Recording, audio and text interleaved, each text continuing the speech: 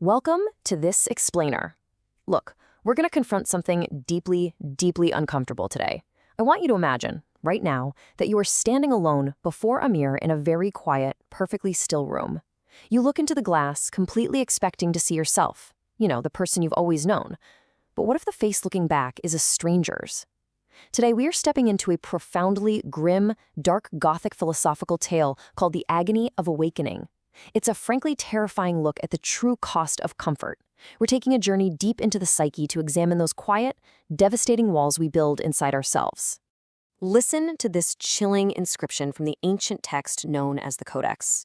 It says, "To shatter what you have built with the whole of your fear is not destruction, it is the only act of creation left."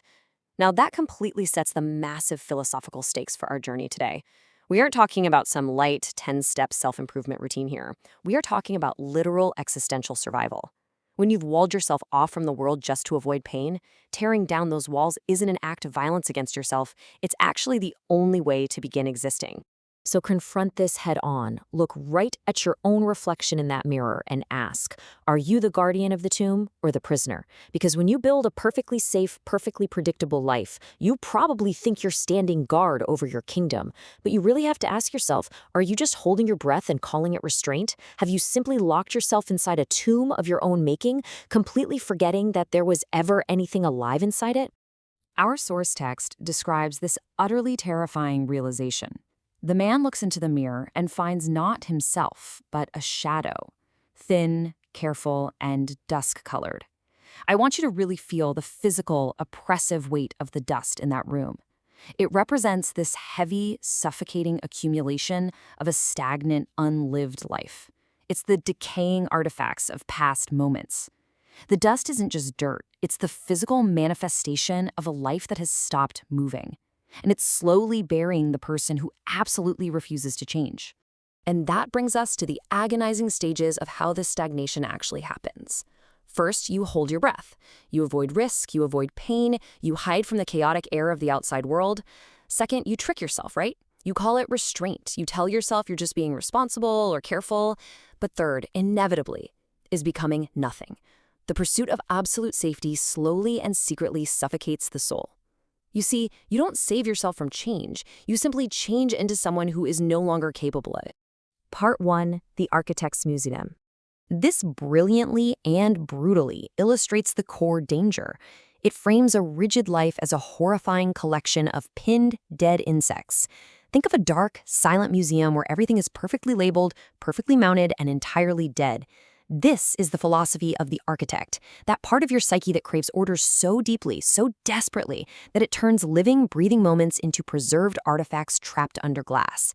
The architect wants to capture stars and press flowers, utterly terrified of the chaotic way they grow or burn out in the wild. But the tragic irony? Every single specimen is killed by the very act of archiving it. In trying to preserve your life flawlessly, you literally squeeze the living essence right out of it. Realizing this is not a peaceful experience. It is devastating. It is the cruelty of a mirror that has finally decided to stop flattering you. The Codex describes this as a sudden, overwhelming physical sensation. It's like a wall behind your sternum finally giving way under a weight it was never meant to bear. To clearly see your own stagnation after years of calling it by much better names is one of the cruelest experiences a conscious creature can endure. But it is also the beginning of everything.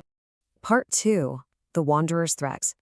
Now, we've got to contrast this suffocating isolation with a deeply Nietzschean concept, the spirit of becoming. This is a violent, chaotic force of growth. It is something far more aggressive and vital than mere hope.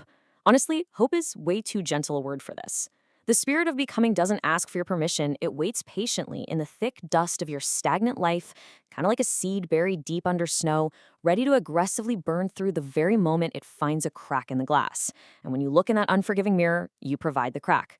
If the architect is the one trapped inside the dusty room, there is another force waiting, the wanderer, the figure outside the window who actively steps into the terrifying reality of motion. So here we see the ultimate clash happening inside us. On one side, you have the architect, absolutely terrified of absolute freedom, seeking comfort and isolation, trapped behind suffocating glass. And on the other side, the wanderer, fully embracing the unmanaged air, the raw, chaotic motion of existence. This right here is the existential battle. It's the dread of freedom versus the embrace of raw, unpredictable life. Part 3. The burden of absolute freedom. Stepping away from the architect means facing a terrifying truth. Meaning cannot be owned. You can't neatly pin it under glass and comfortably preserve it. Meaning can only be painfully, continuously made out there in the void. And to claim that freedom, you must perform what the Codex calls the grave dance. Now, this isn't a celebration of death, far from it. It is the chaotic, absolutely necessary proof of life. It's performed over the ruins of who you used to be, over your own dead, carefully preserved past. By dancing over the graves of your perfectly labeled failures and your mounted triumphs, the dust you kick up is an ash. It is the proof, through the movement of your actual living body, that you are not yet among the dead you mourn. The core takeaway here is just profound. Living things contain within themselves the irreducible fact of their own motion. You, as a living creature, cannot be pinned beneath glass like an insect without ceasing to be what you truly are. It doesn't matter how frightened you are, no matter how broken or coated in the heavy dust of stagnation you've become, you still have motion inside you. Part 4. Shattering the suffocating glass. So you're faced with an existential choice. You either remain the archivist of a completely dead museum, or you shatter the illusion of protection. That glass you built around yourself, the thick walls you erected to keep out the chaos, the pain, the unpredictability, it isn't protecting the moment inside, not at all. It is suffocating your pressed flowers. It is suffocating your captured stars. The glass isn't a shield, it's a trap. And this brings us to the heavy realization of the Codex. You are on the wrong side of the glass. This isolation, this dusty, airless room, it was always a choice. And the crazy thing is, it can, even right now, be chosen otherwise. Imagine the sensory contrast for a second. Feel the dry, suffocating dust of that sealed room in your throat. And then imagine the stinging, shark-biting contrast of fresh, unmanaged air just rushing in from the outside world. As you stand before the mirror, looking right at the shadow you've become, the Codex demands action.